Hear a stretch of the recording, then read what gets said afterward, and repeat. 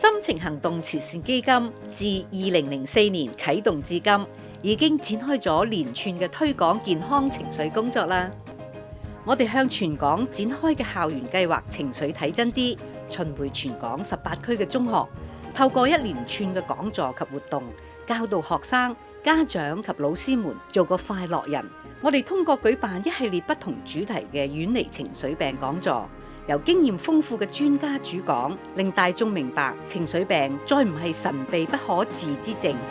為提高家庭醫生診斷及治療情緒病嘅專業知識及技巧，心情行動與香港中文大學醫學院香港健康情緒中心合辦，為家庭醫生舉辦情緒病治療課程。響慈雲山嘅心情行動會址裏邊，我哋開展咗專業面談輔導服務，由專家、病者以及家屬之間嘅互動分享會，全港首個推廣情緒健康嘅綜合性電視節目《心情行動抗抑鬱》。本會亦合辦咗太陽計劃2005心情靚晒大行動，當中仲設有情緒健康義務評估區，由醫生及臨床心理學家為市民提供免費情緒病評估服務。呢兩個笑得咁開心嘅雕像，就係心情吉祥物少爺少奶啦。